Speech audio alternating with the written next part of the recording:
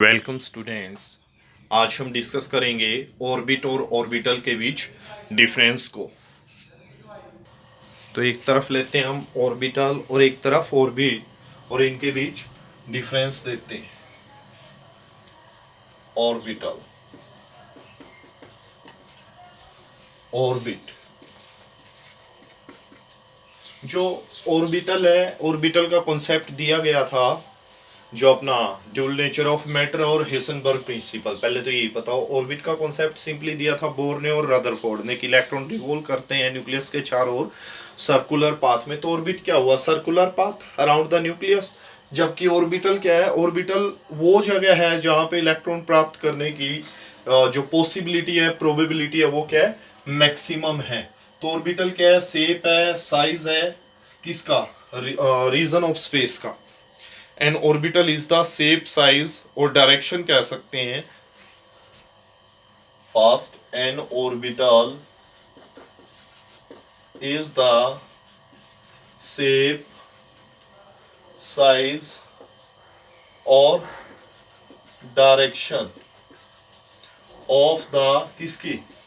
Space की। कौन से स्पेस की? जो न्यूक्लियस के चारों ओर है। N orbital is the shape, size and direction of the space किसके चारों? न्यूक्लियस के चारों। अराउंड द न्यूक्लियस, न्यूक्लियस के चारों ओर। Where the probability of finding the electron is maximum.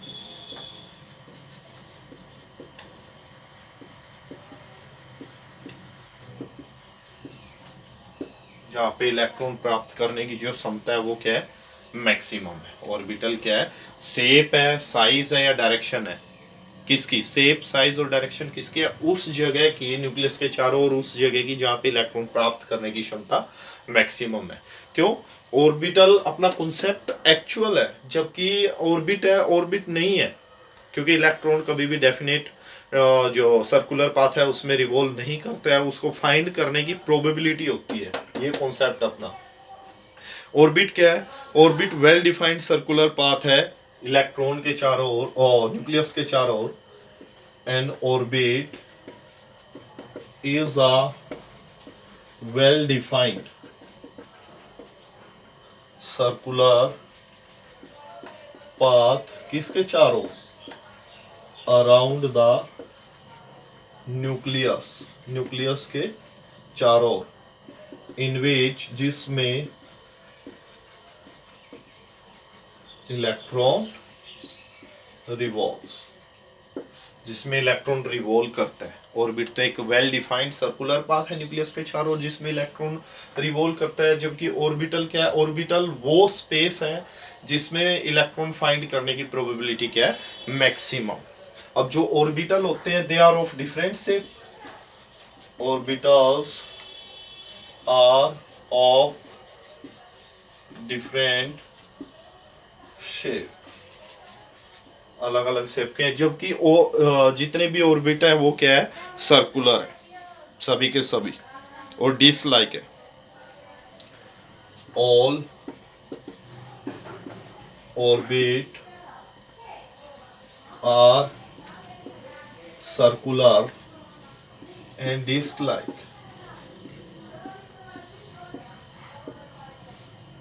Disc की तरह।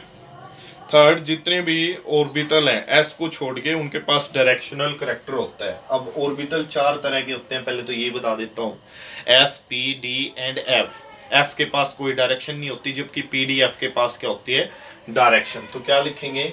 All orbital except s, s को छोड़ के, have directional character.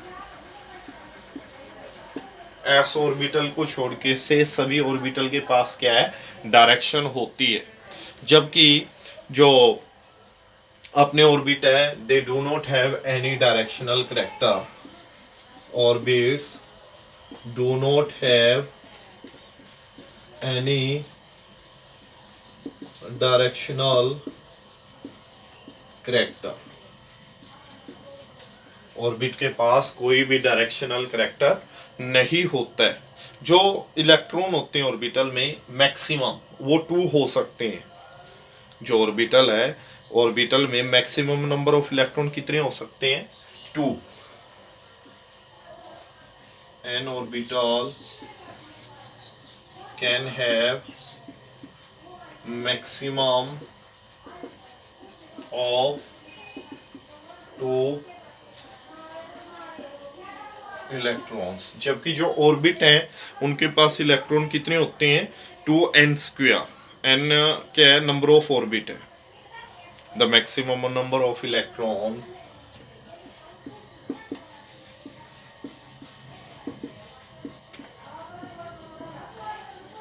maximum number of electron in an orbit is 2n², where n is the energy level कह लो या number of orbit।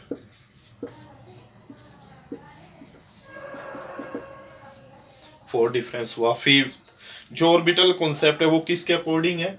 De Broglie concept और Heisenberg principal.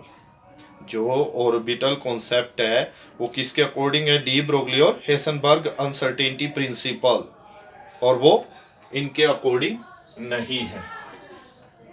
The orbital concept is in accordance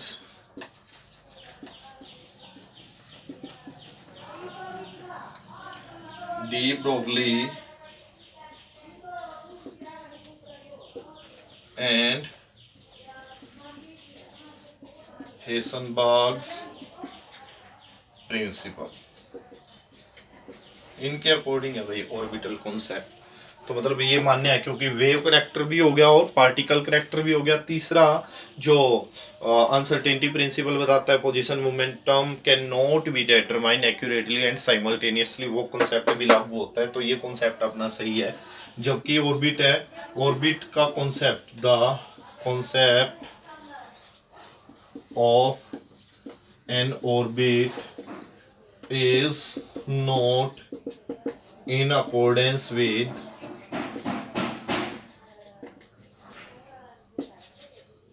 de Broglie and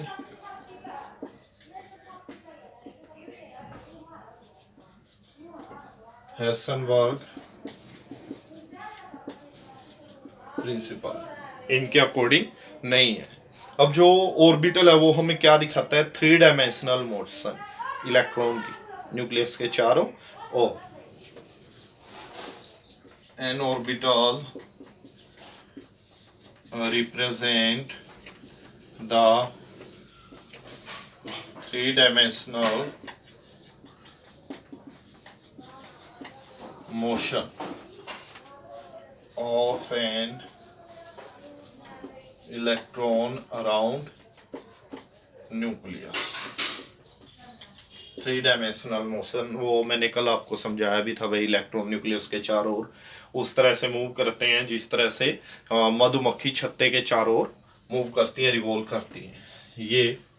ये किसको represent करता है? 3-डायमेंशनल motion. भाई electron 3 dimension में revolve करता है न्यूक्लियस के चारों ओर। जबकि जो ऑर्बिट है ये किसको रिप्रेजेंट करता है? Planar motion.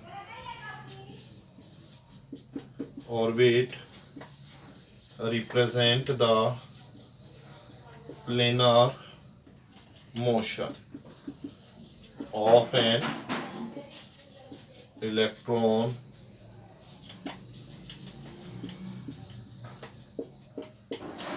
around the nucleus, nucleus के चारों।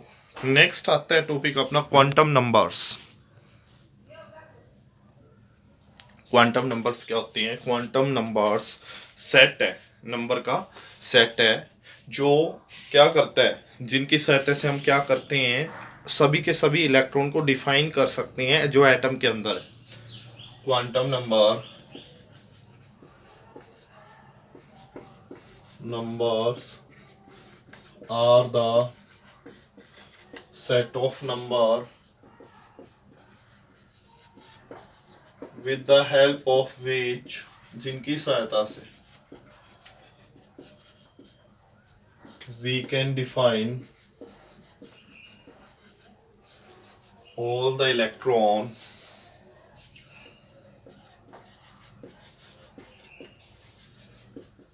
in an atom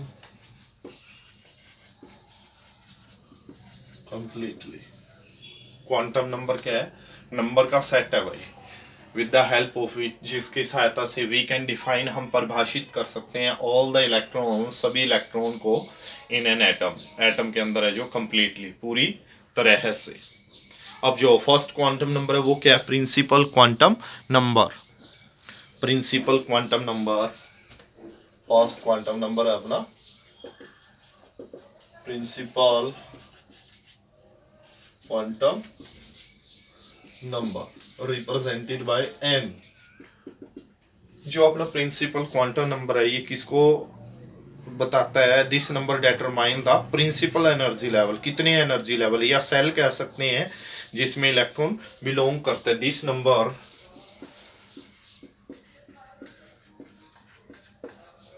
रिप्रेजेंट, किसको दर्शाता है भाई?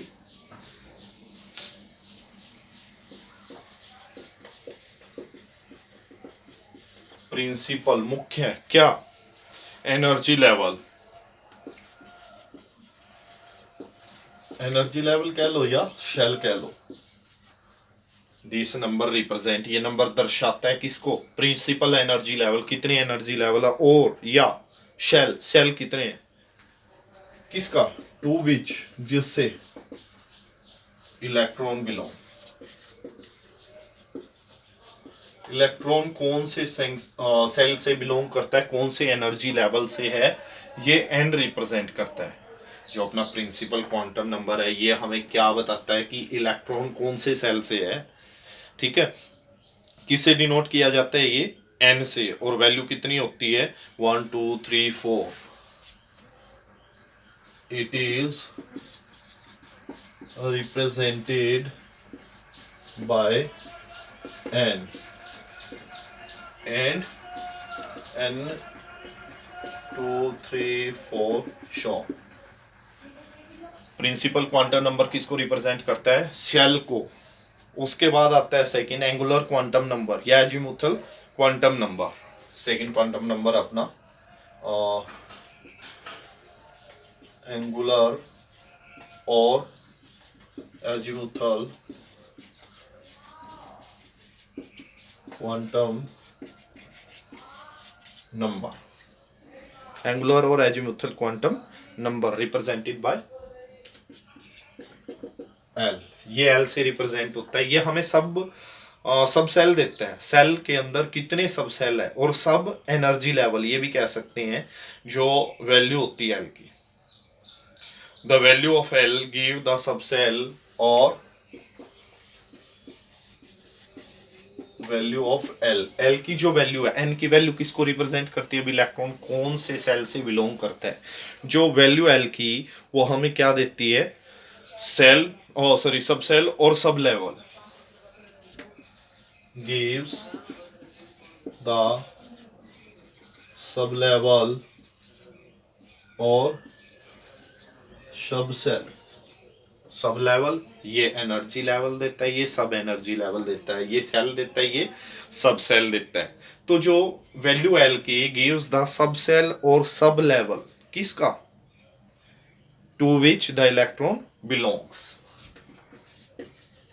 जिससे इलेक्ट्रॉन बिलोंग करता है। कौन से सब लेवल से इलेक्ट्रॉन बिलोंग करता है?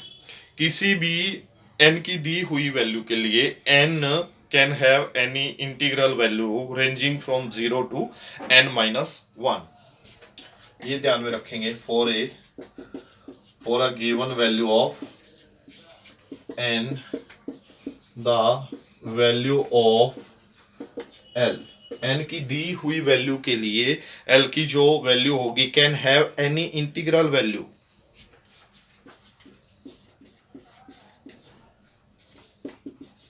इंटीग्रल वैल्यू रेंजिंग फ्रॉम कहाँ से कहाँ, 0 to n-1, 0 to n-1। Example लेते हैं भाई इसको अच्छे से समझने के लिए। फॉर एग्जाम्पल अगर n की वैल्यू 0 है, 0 तो होती नहीं वैसे, तो l की वैल्यू भी 0 होगी, कोई वैल्यू नहीं होगी। If n is equal to 1, n की वैल्यू 1 है, देन l की वैल्यू क्या होगी, l की वैल्यू क्या होती है 0 से लेके n-1। अब n कितना है 1, ये तो 0 ही हुआ, 1 - 1 0, l की वैल्यू क्या हुई 0, और l की वैल्यू क्या हुई 0, और जो डेजिनेशन होगा सब लेवल का वो क्या होगा, यहाँ पे हम लिखते हैं डेजिनेशन ऑफ लेवल। क्या होगा डेजिनेशन भाई, एल अगर 0 होता है तो ऑर्बिटल कौन सा होगा अपना एस, इलेक्ट्रॉन कौन से ऑर्बिटल से होगा, कौन से सबसेल से होगा, एस सबसेल से। अगर if n is equal to 2, then l की क्या क्या वैल्यू हो सकती है 0, एक तो 0 ही होगी भाई, और एक होगी 1। देखो 0 तो होगी ये, 0 to n-1, n कितना है 2, 2 - 1, 0 to 1 कितनी वैल्यू है 0 1। तो डेजिनेशन क्या होगा लेवल का p, डेजिनेशन क्या होगा p। और if n is equal to 3, then l की वैल्यू क्या होगी 0 1 2। कैसे, 0 to n-1, 3 - 1 कितना हुआ 2, तो 0 से 2 के बीच में कौन है 0 1 2, 0 1 2, और डेजिनेशन क्या होगा d। If n is equal to 4, then n की l की वैल्यू क्या होगी 0 1 2 3, और डेजिनेशन क्या होगा अपना f। ये ऑर्बिटल है भाई एस पी डी और एफ, ऑर्बिटल या सबसेल, सबसेल कौन सा हुआ है S subshell, P subshell, D subshell, F subshell. तो ये वैल्यू आप याद रखेंगे, ध्यान से इसको समझेंगे। नेक्स्ट क्वांटम नंबर है अपना, जो अपना थर्ड क्वांटम नंबर है वो है मैग्नेटिक क्वांटम नंबर। जो मैग्नेटिक क्वांटम नंबर है ये हमें क्या देता है, कितने ऑर्बिटल है गिवन सबसेल में। देखो भाई प्रिंसिपल क्वांटम नंबर हमें देता है नंबर ऑफ शेल। नेक्स्ट है अपना जो एजीमुथल क्वांटम नंबर है वो हमें क्या देता है नंबर ऑफ सब सेल, सब सेल कितने हैं गिवन सेल में, सब सेल कितने हैं। फिर उसके बाद जो मैग्नेटिक क्वांटम नंबर है ये हमें क्या बताता है कि सब सेल में ऑर्बिटल कितने हैं भाई, एस में कितने आगे ऑर्बिटल, 4 सब सेल आए। एन की वैल्यू जब 0 होती है तो एस सब सेल, एन की वैल्यू 1 होती है पी सब सेल, 2 होती है एन की वैल्यू तो सब सेल डी, 3 होती है तो एफ। अब गिवन जो सबसेल है एस पी डी और एफ, इनमें आगे कितने ऑर्बिटल हो गए ये किसने बताया, magnetic quantum number. Magnetic quantum number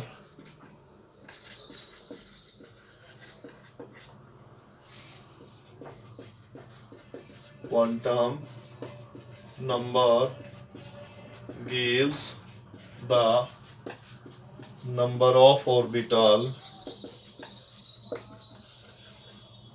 magnetic quantum number gives the number of orbital, orbital देता है इन ए गिवन सबसेल।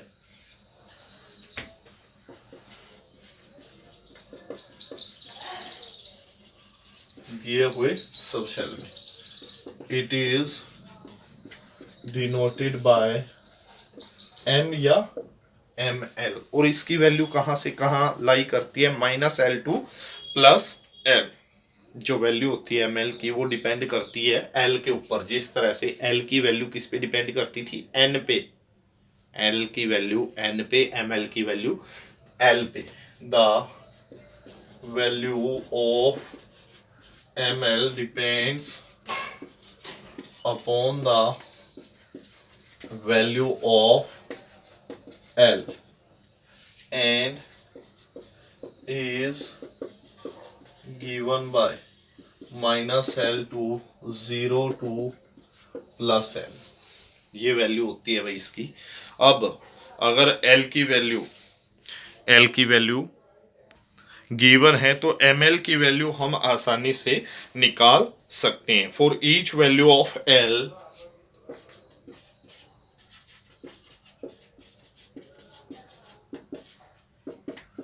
देयर आर कितनी वैल्यू होंगी 2l plus 1 2l plus 1 value of ml l की दी हुई वैल्यू के लिए ml की वैल्यू क्या होगी 2l plus 1।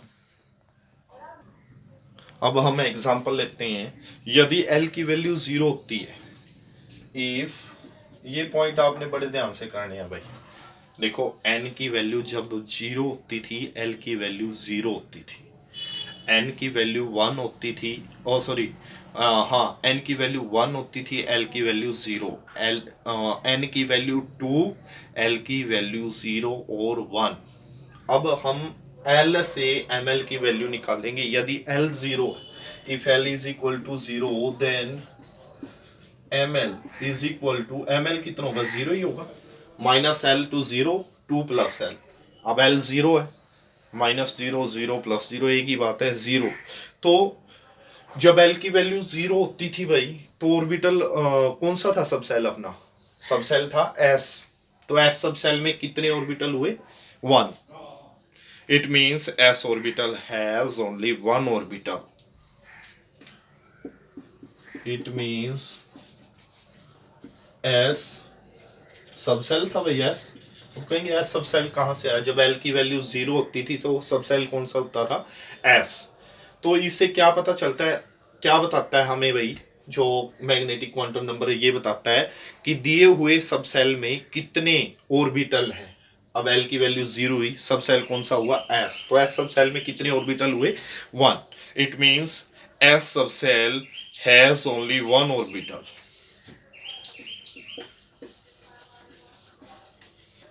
One orbital called क्या बोलते हैं इसको s ऑर्बिटल। अब क्या करते हैं l की वैल्यू 1 लेते हैं if l is equal to 0 then ml की वैल्यू कितनी होगी भाई ml की वैल्यू कितनी होगी l की वैल्यू क्या है 1 लेते हैं 2 1 जा 2 प्लस 1 3 कौन कौन सी होगी l की वैल्यू 1 है माइनस 1 0 1 कितने ऑर्बिटल आए 3।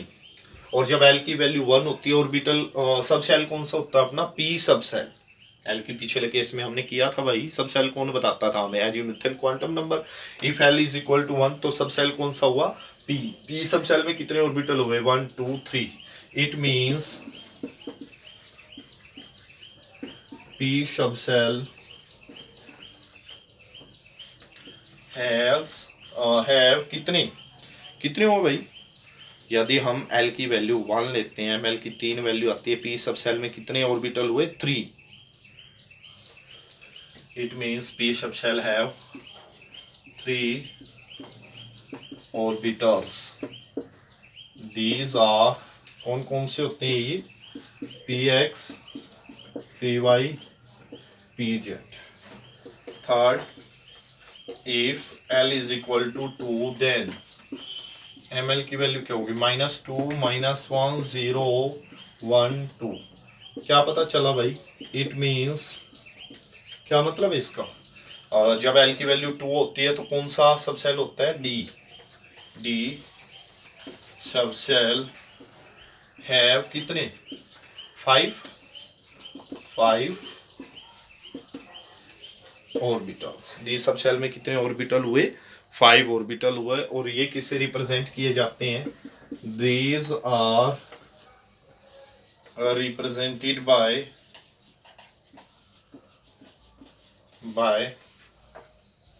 dxy dyz dzx। आपने डिस्कस करेंगे इनको भी dx² y² और dz²। 5 हो गए ना। उसके बाद यदि l कितना होता है 3 देन ml की वैल्यू क्या होगी -3 -2 1 0 1 2 3। देन क्या पता चला इट मींस l की वैल्यू 3 होती है तो सबसेल कौन सा होता है f। It means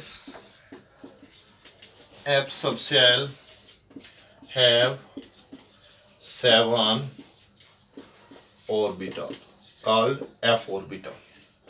These are called f orbitals. ये बड़े ध्यान से कॉन्सेप्ट पढ़ेंगे भाई। नेक्स्ट अपना spin quantum number, spin quantum number.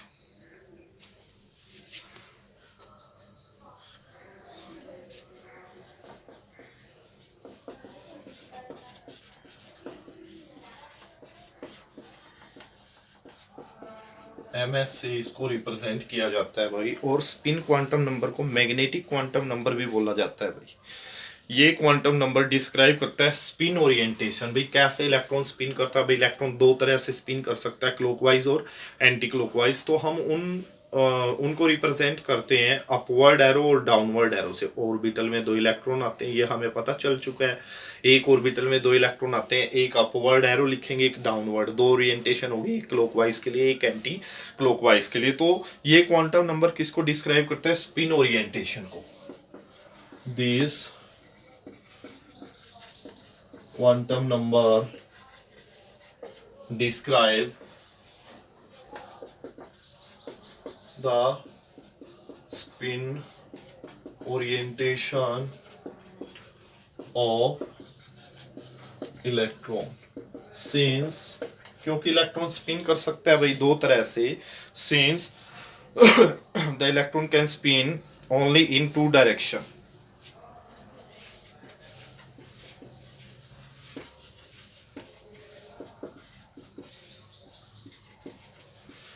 दो डायरेक्शन कौन कौन सी है? Clockwise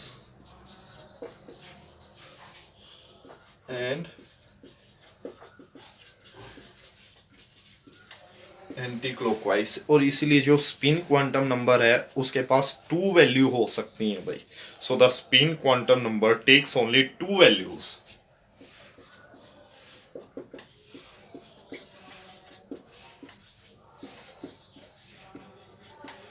takes only two values। कौन कौन सी है? प्लस हाफ और माइनस हाफ।